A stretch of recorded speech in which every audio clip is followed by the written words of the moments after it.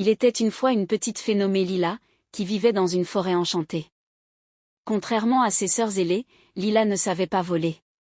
Chaque matin, elle les regardait s'envoler avec grâce, leur laissant un peu plus de jalousie dans le cœur. Malgré ses efforts, ses ailes semblaient refuser de la porter.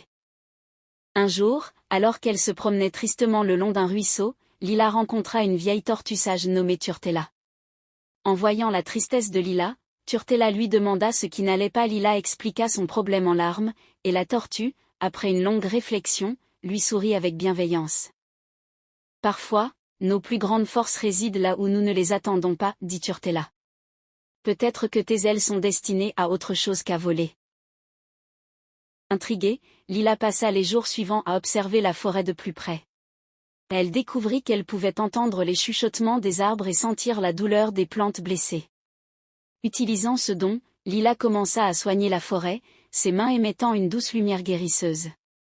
Les arbres reprenaient vie, les fleurs fleurissaient de nouveau, et même les animaux venaient vers elle pour guérir leurs maux. Un jour, un grand danger menaça la forêt. Un feu violent se déclara, menaçant de tout détruire. Les autres fées, bien qu'agiles dans les airs, étaient impuissantes face aux flammes. Lila, en revanche, sentit une force nouvelle émaner de ses ailes. En battant des ailes, elle créa un puissant vent magique qui éteignit le feu. Ce jour-là, Lila comprit que même sans voler, elle possédait un don unique et précieux. Elle devint la gardienne de la forêt, respectée et aimée par tous ses habitants. Finalement, Lila apprit que la vraie magie ne réside pas seulement dans ce que l'on peut faire, mais dans la manière dont on utilise ce que l'on a. Après avoir éteint l'incendie, Lila se retrouva entourée de tous les habitants de la forêt. Les fées, les animaux et les plantes la remerciaient pour son courage et sa détermination. Les sœurs de Lila, autrefois envahies par un sentiment de pitié pour elle, ressentaient maintenant une immense fierté. Elles comprirent que chaque fée avait un rôle unique à jouer dans l'équilibre de la nature. Les jours passèrent, et Lila continua de protéger et de guérir la forêt avec son don spécial. Elle établit un lien profond avec chaque arbre, chaque fleur et chaque créature, devenant non seulement leur guérisseuse, mais aussi leur amie et leur confidente. Ses ailes, bien que toujours incapables de la faire voler, brillaient désormais d'une lumière éclatante, reflet de la magie et de la sagesse qu'elle portait en elle. Un soir, alors que le crépuscule enveloppait la forêt de ses couleurs dorées, Lila entendit un appel lointain. C'était la reine des fées, la plus sage et la plus puissante de toutes.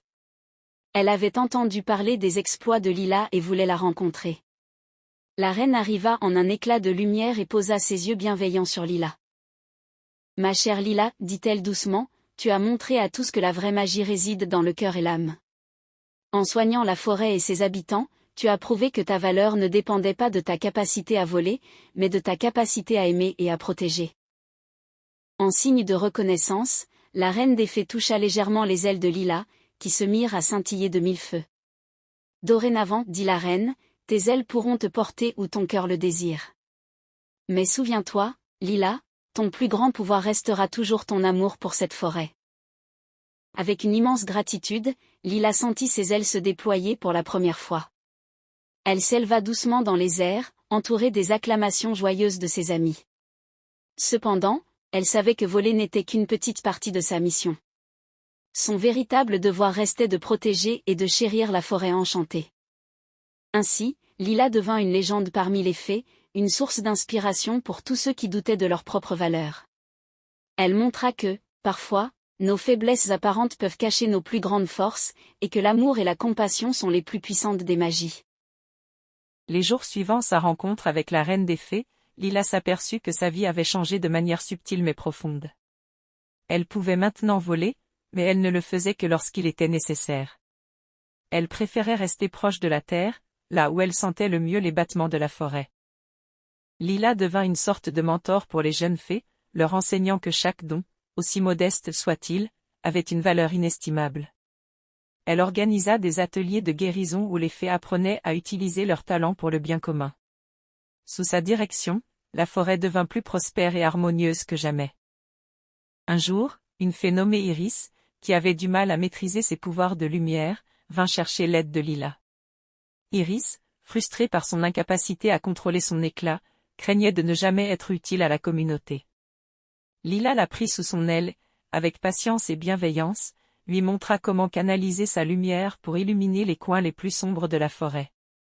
Peu à peu, Iris gagna en confiance et en compétence, devenant une lumière guidant les faits perdus. L'influence de Lila s'étendit au-delà de la forêt enchantée. Les animaux des bois voisins commencèrent à venir la consulter, cherchant ses conseils pour résoudre leurs problèmes. Les oiseaux lui apportaient des nouvelles des contrées lointaines, et les ruisseaux murmuraient des secrets d'autres forêts. Lila écoutait attentivement, offrant toujours son aide et sa sagesse. Un hiver particulièrement rude, une grande tempête de neige s'abattit sur la forêt. Les arbres pliaient sous le poids de la glace, et les animaux peinaient à trouver de la nourriture. Lila, avec ses amis, organisa une grande opération de sauvetage. Les fées utilisèrent leur pouvoir pour dégager les chemins, réchauffer les abris et distribuer de la nourriture aux animaux affamés. Grâce à leurs efforts, la forêt survécut à l'hiver le plus dur qu'elle ait jamais connu. Lorsque le printemps arriva, la forêt éclata de vie et de couleurs comme jamais auparavant. Les arbres fleurirent avec une vigueur renouvelée, et les animaux, reconnaissants, chantaient les louanges de Lila et de ses amis. La petite fée, autrefois triste et désespérée, était devenue le cœur battant de la forêt, un symbole de résilience et de bonté. Lila savait que sa véritable mission ne se limitait pas à protéger la forêt, mais à inspirer tous ceux qu'elle rencontrait à trouver leur propre force intérieure. Elle comprit que la magie la plus puissante de toutes résidait dans la capacité à toucher les cœurs et à transformer les vies par l'amour et la compassion. Ainsi, Lila continua de vivre parmi les siens, une gardienne dévouée et une amie précieuse, éclairant le chemin pour tous ceux qui croisaient sa route.